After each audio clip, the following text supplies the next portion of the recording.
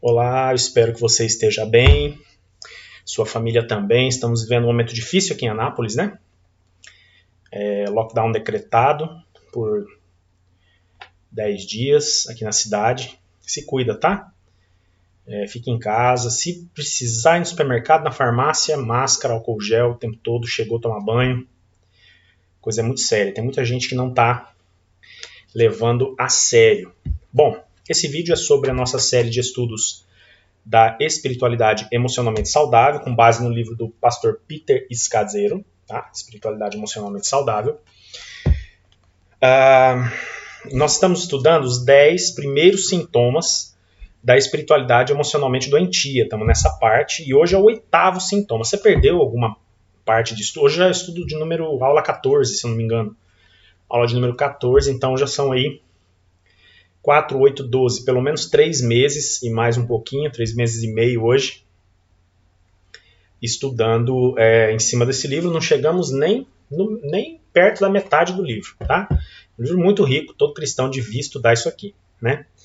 Se você quiser mandar para alguém, faça isso. Hoje, o 8º sintoma de uma espiritualidade emocionalmente doentia vai tratar de encobrir a fragilidade, a fraqueza e o fracasso.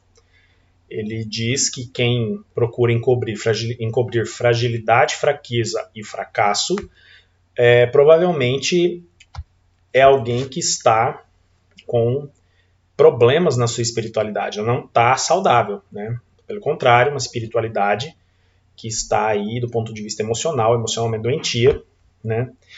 E aí é interessante que ele inicia essa parte de que a gente não deve incorrer nesse risco, correr o risco desse erro de encobrir fragilidade, fraqueza e fracasso, quando ele fala, por exemplo, da pressão que a gente sofre, a pressão pela perfeição, né? Então a ideia de que se eu sou cristão, você é servo de Jesus, a gente precisa ser perfeito, não pode ter falhas ou erros.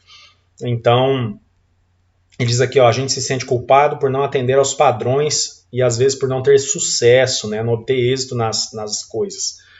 Então, essa ideia de perfeição é que faz a gente encobrir fragilidade, fraqueza e fracasso. E aí, ele faz aqui um apanhado muito interessante na Bíblia, e ele traz aqui alguns exemplos muito importantes de pessoas de Deus, né, que demonstraram fragilidade, fraqueza e fracasso. O primeiro exemplo que ele dá é de Davi, né?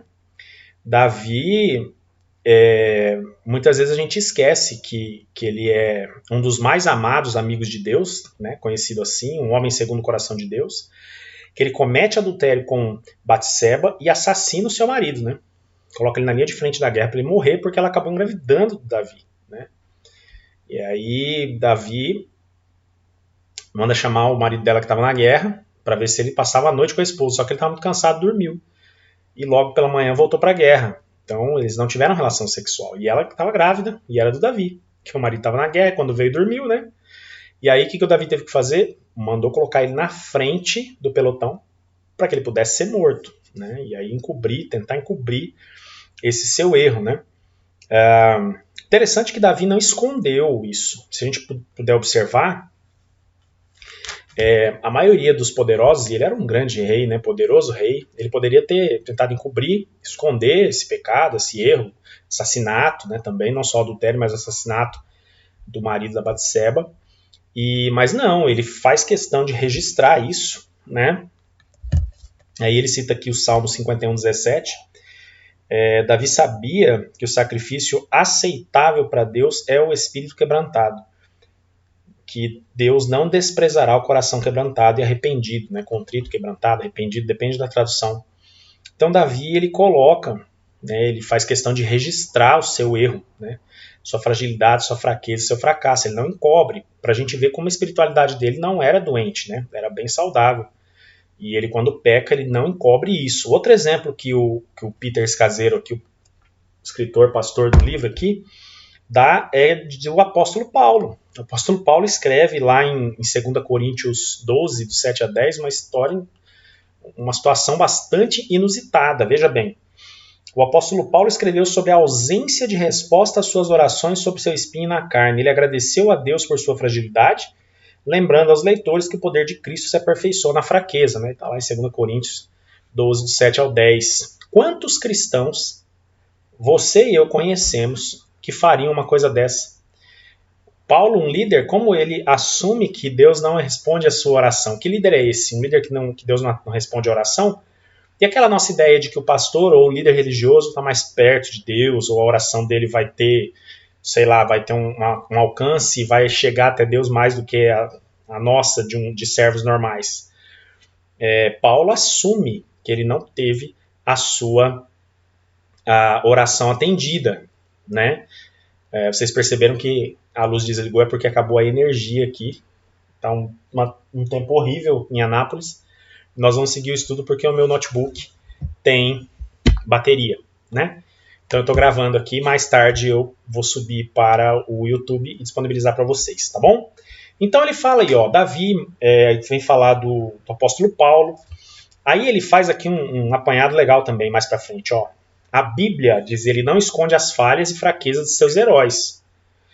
Olha o exemplo que ele pega. Moisés, por exemplo. Moisés foi um assassino, né? Moisés foi um assassino, tanto que ele não entra na terra, em Canaã. Ele leva o povo, lidera até avistar a terra, mas quem entra na terra prometida, Canaã, com o povo que saía do Egito, liderado por Moisés, foi Josué. Moisés morre antes. A esposa de Oséias foi uma prostituta.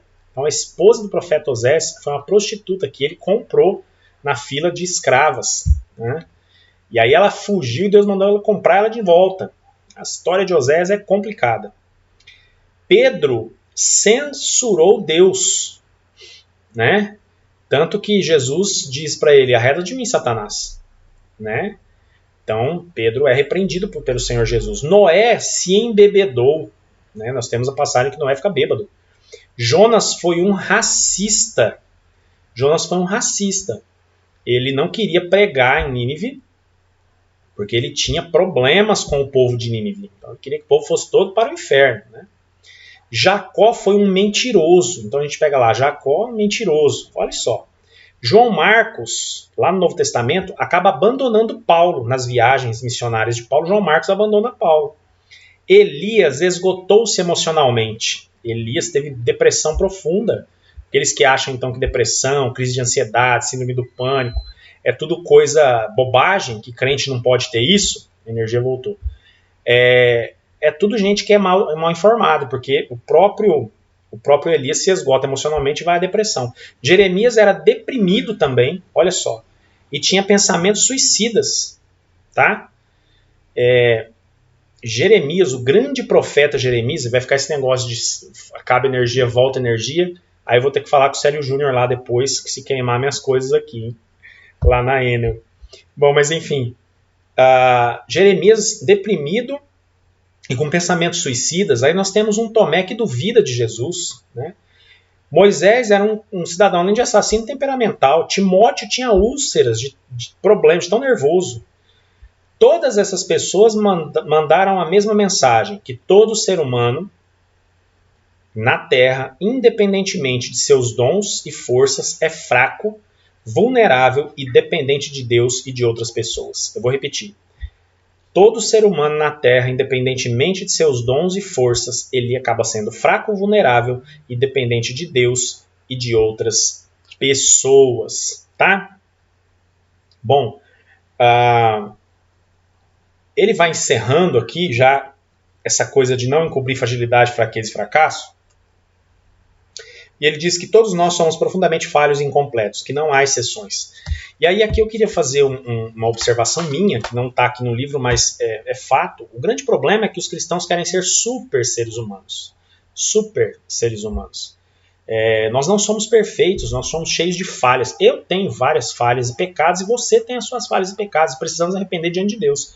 Agora, quando a gente fica tentando maquiar, encobrir essa fragilidade, a fraqueza, o fracasso, com a ilusão, né, de que isso vai de alguma forma apresentar para outras pessoas algo que nós não somos, e aí, enfim, isso vai acabar agradando a Deus, não vai, isso é ilusório.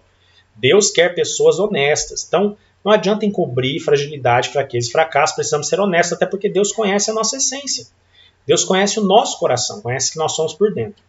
Então, que Deus te abençoe, né? que eu e você possamos ser pessoas mais maduras e saudáveis emocionalmente falando, do ponto de vista da espiritualidade, e a gente não fique aí querendo esconder aquilo que de fato somos na essência, que é um bando de seres pecadores. Nós somos, dependemos da graça e da glória de Deus todos os dias.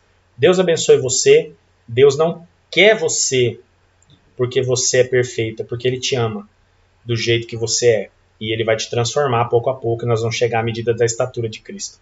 Em nome de Jesus. Deus abençoe. Espero que tenha sido bênção. E até o nosso próximo estudo.